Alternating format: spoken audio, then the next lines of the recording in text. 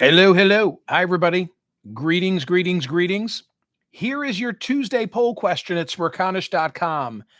Name the Washington football team. Like I'm placing the magic pen in your hands, and you can choose whether they are the Redskins or the Commanders. More on that in just a moment. Summertime is flying by. The beach, the boat, the lake, the great outdoors, wherever you might be. You can enjoy casino action and sports betting all summer long with the Bet Parks app and the Play Gun Lake app. Live betting on sports is better on the Bet Parks app and the Play Gun Lake app. You can bet player performance, game props, and more, whether your favorite team wins or loses. There's always another way for you to win with Bet Park and Play Gun Lake. They're the only apps that I ever use and recommend myself for sports betting and also just other fun online gaming. For example, check out on the Bet Parks app, Huff and More Puff, Megafire Blaze, Dwarves and Goblins, the Flintstones, and Money Horse. You can play blackjack, baccarat, hot online slots, and new users get up to $1,000 casino bonus back if you're down in the first 24 hours. That casino bonus has to be wagered. For something different, try playing with a live dealer. Do it right now on your phone. It's fun.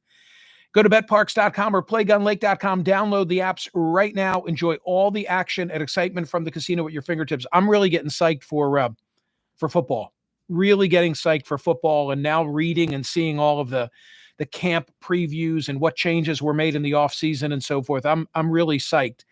And because I just watched that show, Quarterback, I've got a rooting interest now in some teams and personalities. I always need to know the personality to get fired up, beyond the home team thing, the hometown team thing. You've got to be 21, and in Pennsylvania, New Jersey, or Maryland for Bet Parks, you've got to be 21, and in Michigan for Play Gun Lake, you love to play, you play to win. Bet Parks and Play Gun Lake. Gambling problem, call 1-800-GAMBLER. We had huge voting yesterday. Damn, I tell you, if I had known this, I would have tweeted it out to try and get us to 40,000 votes, which on a weekday, it would be huge. We were at 39,879. That is a lot of voting on a Monday. And what brought out all the voting? Why was the Late Show with Stephen Colbert canceled? 79.04% said politics. 20.96% said ratings and revenue. I was in the minority on this. I disagree with the outcome of the poll. Last night, both Stephen Colbert and Jon Stewart, were all about the change with regard to the Late Show with Stephen Colbert. They attributing it, to the fact that it had to be politics because, after all, he's the number one show in late night, which is true, and which I talked about with Brian Stelter on radio yesterday. Brian, of course, the chief media analyst for CNN and the editor of the Reliable Sources newsletter, which is all about the media. This is really his bailiwick.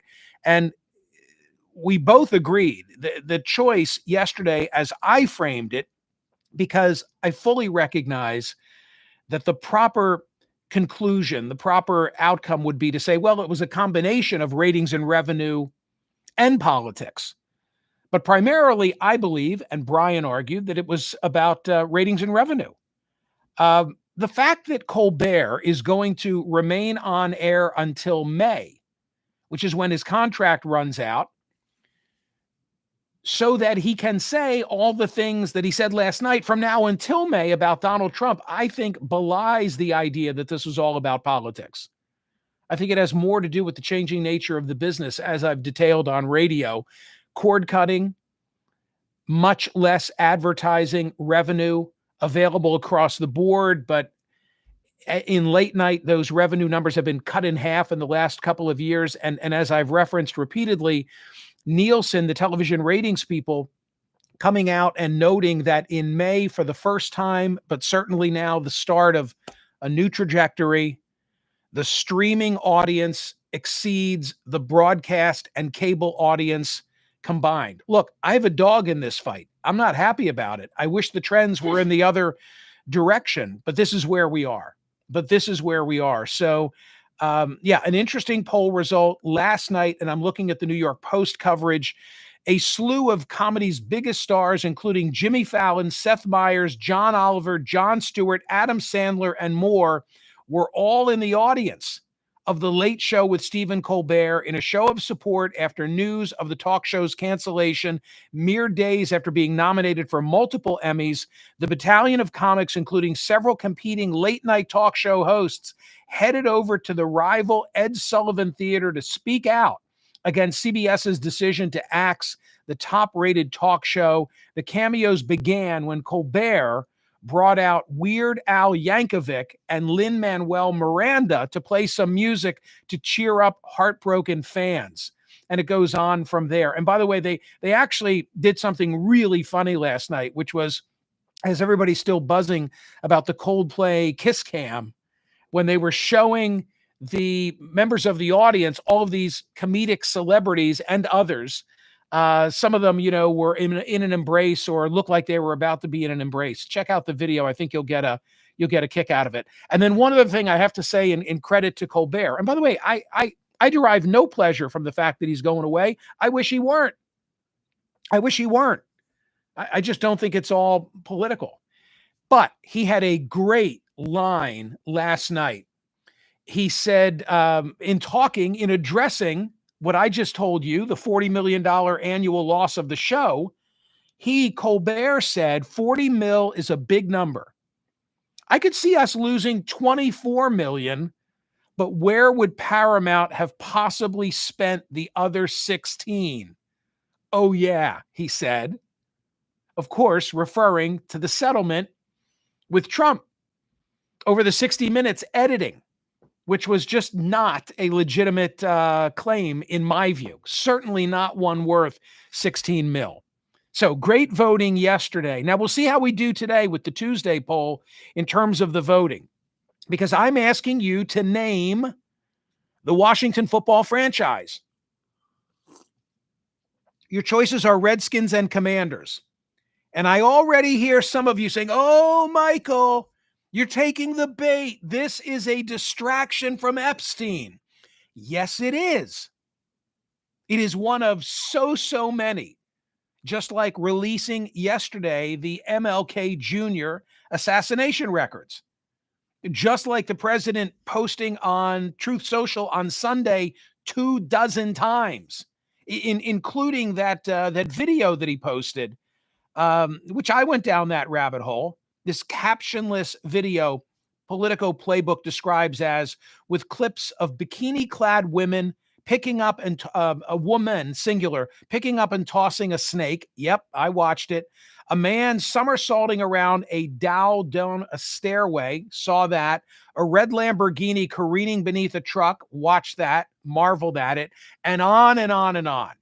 It is all pure distraction. And one of the distractions was President Trump via Truth Social on Sunday posting the Washington whatevers should immediately change their name back to the Washington Redskins football team.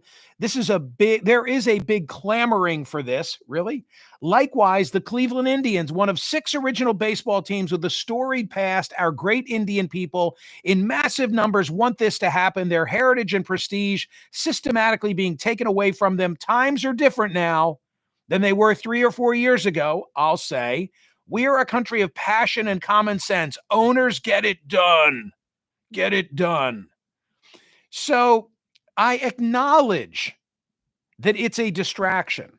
I am taking the bait nonetheless because I think it's really an interesting issue. Did the Washington football franchise make a mistake a couple of years ago when they changed the names in more politically correct times? The history of this is really interesting. They were originally the NFL franchise in Washington. They were originally the Boston Braves. Who knew? In 1933, owner George Preston Marshall changed it to the Boston Redskins to avoid confusion with the other Boston Braves, an MLB team that played in the city until 1953. The first recorded instance of the Redskins moniker being labeled as offensive, that came in the early 1970s, according to the Washington Post. For a lot of Indians, the name Redskin is roughly equivalent to darky. explained Richard LaCourse, a Yakima Indian from the state of Washington, who was then the DC correspondent for the American Indian Press Association. In 1972, the current logo script of Redskins, you can picture that, I hope, the old football helmet logo. Team president, that's when it debuted. Edwin Bennett Williams said the name was meant to convey not disrespect, but reverence for the Indian. When the first activists asked the franchise to change the name, I've always said that. Like, who would want their team to be named in a manner that denigrates anybody or the team itself, right? Isn't it an homage? And interestingly, it's so damn funny. My memory is so poor with so many things, not the least of which are names, and yet there are these things that get like burrowed into my skull that I can't lose sight of. And yesterday, in the midst of the radio show talking about this, I said, there was a guy at Smithsonian. I think his name was Ives. TC quickly looked it up. I was right. Ives Goddard is his name. Ives Goddard spent as the senior linguist for Smithsonian Institution. He spent 7 months researching the issue of where did Redskin come from. And I have in front of me now, I have in front of me the academic publication that he generated. He concluded that Redskin was first used by Native Americans in the 18th century to distinguish themselves from the white other encroaching on their lands and culture. It's a really interesting read. I'll put it out in social media. Quote, the earliest usages of Redskin that Goddard tracked down were in statements made in 1769 by Illinois tribal chiefs involved in delicate negotiations with the British to switch loyalties away from the French. Quote, I shall be pleased to have you come to speak to me yourself, said one statement attributed to a chief named Mosquito. And if any Redskins do you harm, I shall be able to look out for you even at the peril of my life. The French then used the phrase Pinot Rouges, literally, I'm sure I screwed that up with apologies, Redskins, to translate the chief's words. One other interesting thing about this, a Washington Post poll in 2016 found that 90% of Native Americans were not offended by the Redskin moniker.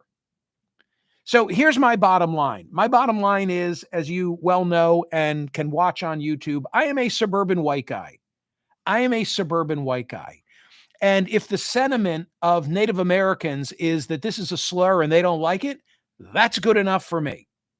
If that is good enough for me, then don't do it.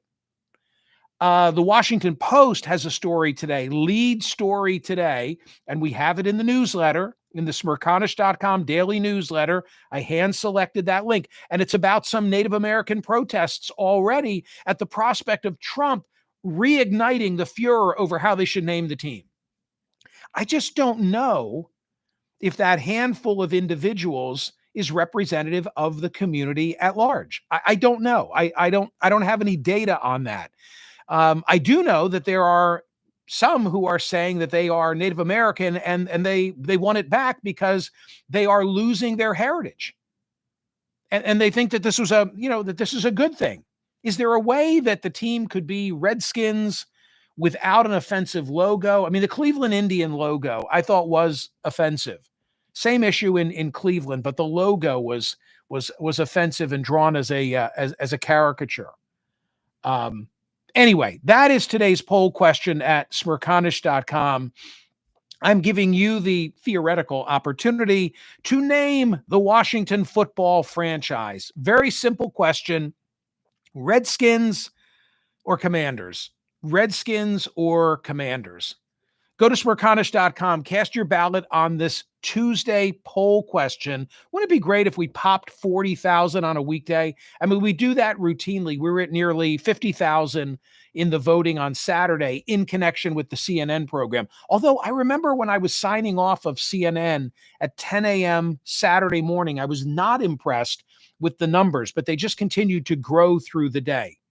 We were just a tick under 40,000 yesterday on the Colbert question. Why is he being canceled? Or maybe I should say not renewed. Will the interest level on this one, notwithstanding the complaints of people who say this is a distraction? It is a distraction, but it's an interesting distraction. Will we exceed the Colbert vote? I don't know. I have no idea. Go vote. Go vote. Go vote. Like and subscribe on YouTube and set yourself up for notifications with my thanks. See you, gang.